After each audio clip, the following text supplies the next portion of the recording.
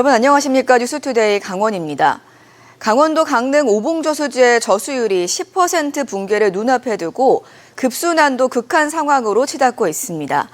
일부 아파트는 자체적으로 시간제 단수 조치를 시행했고 주민들은 물 절약 아이디어를 실시간으로 공유하고 나섰습니다. 배연한 기자가 전해드립니다. 강릉의 한 아파트. 화장실 세면대를 틀어봐도 물이 나오지 않습니다. 주방 수전과 변기까지 모든 곳에서 물이 끊겼습니다. 아파트가 자체적으로 출근 시간 이전 2시간, 퇴근 시간 이후 2시간만 세대 내로 물을 공급하고 있는 겁니다. 강릉시의 제한급수 조치가 강화되면서 이렇게 일반 가정까지 단수를 겪고 있는 상황입니다. 주민들은 욕조에 물을 받아놓거나 큰 대야에 물을 저장해 단수 상황에 대비하고 있습니다. 좀 불편한데요. 애들이 좀 많이 불편해하고 있습니다. 그리고 물이 안 나올 때는 생수로 밥을 해먹고 그리고 받아놓은 물로 씻고 그러고 있습니다. 강릉시는 지난 6일 오전 9시부터 100톤 이상 저수조를 갖춘 공동주택과 숙박시설 123곳에 정수 공급을 끊었습니다. 대신 아파트별로 설치된 저수조에 물이 비면 이동 급수 차량이 태워넣는 식으로 운영되는데 상당수 아파트는 자체적으로 시간제 단수 조치를 시행하고 있습니다. 수요일 오후 4시 정도까지는 써야 강릉시에서 오셔서 제수변을 열어 주시는데 만약에 이거보다 더 쓴다고 하면 불가항력적으로 2시간씩 공급하는 것조차도 못하고 완전 단수가 된다고 그렇게 생각이 됩니다. 저수율이 더 떨어질 경우에는 격일자로 공급한다는 강릉시 조치에 주민들의 불안은 커지고 있습니다. 강릉시의 저수율 붕괴가 지속되면서 급수를 돕는 손길도 이어지고 있습니다. 해경과 해군 함정, 산림청과 군 헬기에 이어 부산 한국해양대학교 실습선 한나라호가 1000톤의 물을 싣고 강릉에 도착해 소방차에 공급하고 있습니다. 아닌 돌핀항으로 해경, 해군, 해양대학교 실습선을 이용한 함정들이 청수를 이송하면 저희가 이곳에서 이적하여 소방 차량으로 강릉 홍제 정수장으로 복지시설 식판은 일회용 비닐로 감싸고 페트병을 이용해 생리현상을 해결한다는 물 절약 아이디어도 속속 나오고 있습니다. 하지만 이 같은 조치에도 오봉저수지 저수율은 연일 최저치를 기록하면서 강릉 시민들의 생활은 극한 상황에 내몰리고 있습니다. MBC 뉴스 배연한입니다. 앞서 전해드린 것처럼 강릉 최악의 가뭄으로 인한 단수가 현실화되면서 도암댐 용수 활용 논의가 진전되고 있습니다. 도암댐 방류에 반대했던 정선군과 영월군 등이 가뭄 극복을 위한 비상방류에 동의했고 시의회도 나서 용수를 받자는 의견을 냈습니다. 강릉시는 수질 안전성을 전제로 시민과 전문가 의견을 수렴해 최종 결정하겠다는 입장입니다. 박은지 기자가 취재했습니다. 강릉의 가뭄 재난 사태가 선포되고 열흘, 500대가 넘는 육해공 장비와 소방차, 급수차가 오봉저수지와 홍제 정수장으로 쉴 새 없이 물을 쏟아붓고 있습니다. 이렇게 확보한 물은 하루 3만 톤까지 늘었지만 강릉시 하루 사용량 8만 톤에 비하면 절반도 안 됩니다. 강릉시는 최악의 경우 하루 사용량을 4만 톤까지 줄여 버티기로 했는데 그보다도 1만 톤이 적은 겁니다. 이런 상황에서 도암댐 비상방류로 하루 1만 톤을 확보하자는 논의가 진전되고 있습니다. 먼저 강릉시 의회 의원들은 환경부가 1급수라고 밝힌 도암댐 방류 터널에 있는 물을 받자는 의견을 강릉시에 제출했습니다. 이 도암댐 방류 문제는 강릉 시민들과의 합의가 필요한 사안이라는 것을 저희가 인지하고 있습니다. 하지만 현재로서는 선택할 수 있는 대안이 많지 않습니다. 도암댐 방류를 반대했던 정선군과 영월군도 강원도의 긴급대책회의에서 비상방류에 동의했습니다. 발전 방류 재개 논의와 별개로 인도적인 물 공급에 동의한다는 겁니다. 한시적으로 일부 방류를 해서 좀 해소가 됐으면 하는 그런 부분에 대해서는 정선군이 충분히 동의를 하고요. 환경부가 이걸 이제 같이 연계를 해서 발전 방류 얘기가 지금 나오고 있는데 그 부분에 대해서는 좀 다른 사안의 문제이기 때문에 도암댐 물 공급의 유보적 입장이었던 강릉시도 입장을 선회하는 모습입니다. 강릉시는 현재 도암댐 도수관로 수질이 상수원으로 적합한지 환경부의 8개 검사 항목보다 더 많은 38가지 검사를 실시해 분석 중입니다. 최종 결정은 시민과 전문가 의견 수렴을 거쳐 공식 발표하겠다는 입장입니다. 현재 도수관로 내 수질 측정 자료를 분석하고 있고 또 시민단체라든가 강릉시의회 의견 수렴을 바탕으로 해서 긍정적으로 검토는 하고 있으나 최종적인 결론은 강릉시에서 공식적으로 입장을 밝힐 계획입니다. 한편 한수원은 공급 결정에 대비해 설비를 보완하고 있고 강릉시가 오봉댐보다 낮은 지대에 있는 도암댐 방류구에 물을 퍼올릴 펌프 등을 준비하고 있습니다. 빠르면 이달 말쯤 공급을 위한 설비 구축은 완료될 것으로 예상됩니다. 강릉시의 결정만 남은 가운데 8일 기준 오봉댐 저수율은 12.4%, 야간 제한급수가 시작되는 10%까지 2.4%포인트만 남겨두고 있습니다. MBC 뉴스 박은지입니다. 2022년 교육감 선거에서 공무원들의 선거 개입 의혹을 제기했던 강원도 교육청 간부가 사표를 철회하고 복귀 의사를 밝혔습니다. 신경호 교육감은 이 간부를 다시 받아들이기로 했는데요. 교육청을 발칵 뒤집었던 폭로가 번복되면서 파장이 사그라들지 않고 있습니다. 김도균 기자입니다. 그 자체가 공무원의 강원도 교육청 공무원들이 신경호 교육감의 선거 캠프에서 활동했다고 주장하면서 사표를 낸 최준호 정책협력관. 제가 선거 사무장으로 선임되기 전부터 강원도 교육청 소속 다수의 공무원들이 정책팀을 구성하여 운영해 왔습니다. 이랬던 최 협력관이 입장을 바꿨습니다. 잠적한 지 36일 만입니다. 최 협력관은 지난달 기자회견은 업무 스트레스가 과중한 상황에서 감정을 제대로 다스리지 못해 우발적으로 한 실수였다며 그 과정에서 상황을 잘못 해석한 부분이 있었다고 했습니다. 이어 이번 일을 계기로 신 교육감의 남은 임기가 안정적이고 성공적으로 마무리되길 바란다며 지난달 기자회견 때 했던 말을 사실상 번복했습니다. 강원도 교육청은 최 협력관이 최종 면직 처리 전 사직 철회 서류를 제출해 이를 받아들였다고 밝혔습니다. 최 협력관이 복귀하는 대로 7일가량의 무단 결근에 대해서도 책임을 물을 방침입니다. 그 주말에 제 방에 와서 자기가 이제 사과하고 저한테 그리고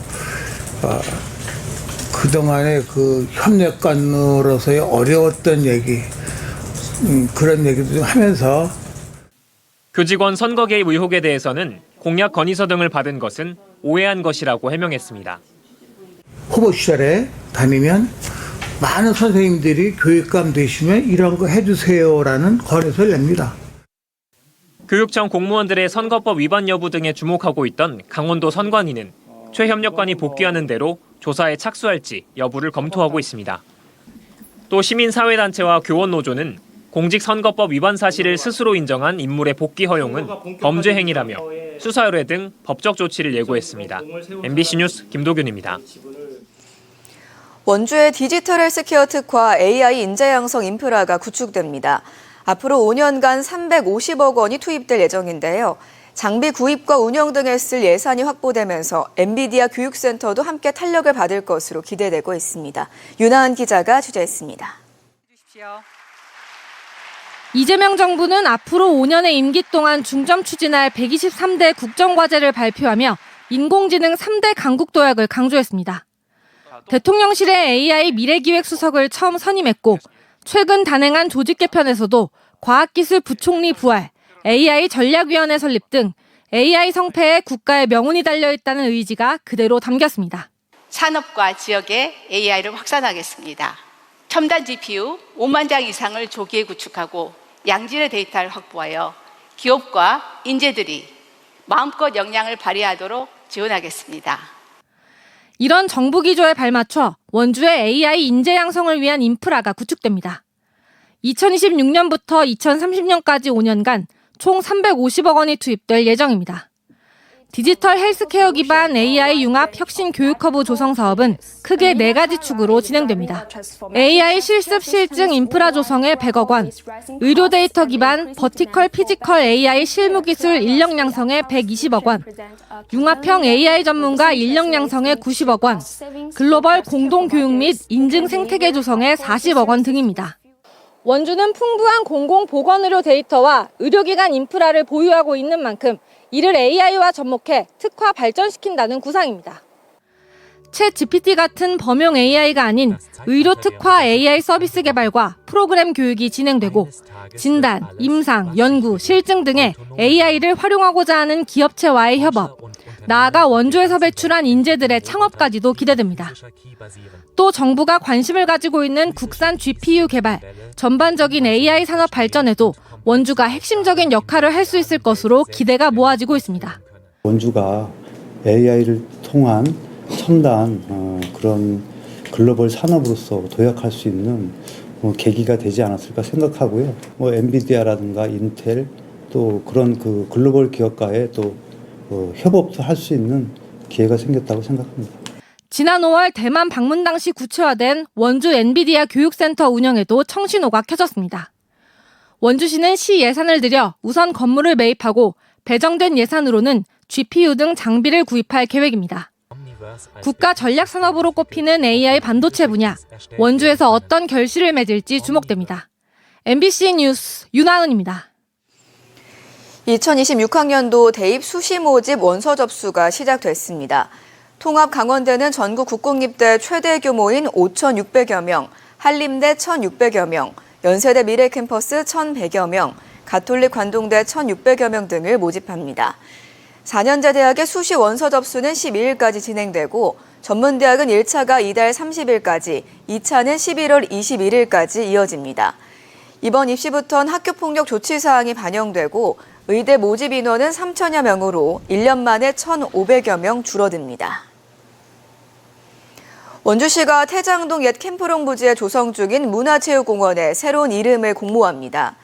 오랜 시간 시민들의 접근이 제한됐던 미군 부대 땅이 역사와 문화가 어우러진 공간으로 재탄생하는 것을 기념하는 뜻이 담긴 이름이면 됩니다. 원주 시민 누구나 참여할 수 있으며 오는 19일까지 원주시 통합 예약 플랫폼을 통해 응모작을 제출할 수 있습니다. 원주시는 지난 2010년 미군 부대가 평택으로 이전한 이후 부지 매입비와 사업비 등 1,290억 원을 투입해 국립강원전문과학관, 원주시립미술관, 청소년 문화의 집 등을 갖춘 문화체육공원을 조성하고 있으며 현재 60%의 공정률을 보이고 있습니다.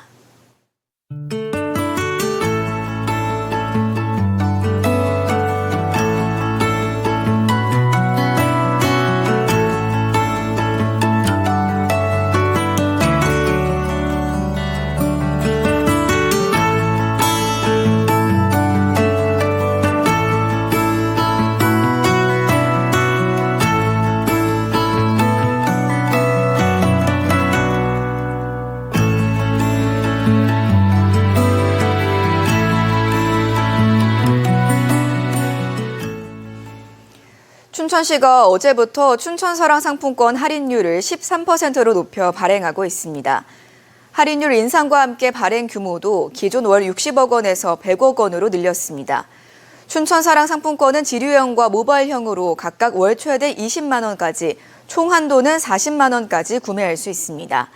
춘천시는 정부의 민생회복 소비 쿠폰 정책과 맞물려 지역 소비 촉진에 도움이 될 것으로 기대하고 있습니다.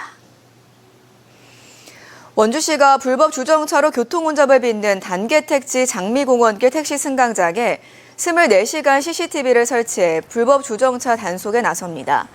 원주시는 불법 주정차 차량들로 택시들이 승강장에 진입하지 못해 교통혼잡이 빚어지고 긴급 차량 출동에도 어려움이 많았다며 어제부터 주정차 차량에 과태료를 부과합니다. 다만 지역상권 활성화를 위해 점심시간인 오전 11시부터 오후 2시까지 단속 유예 시간이 운영되고 기존 택시 승강장 19면 중 9면이 노상 주차장으로 전환됩니다.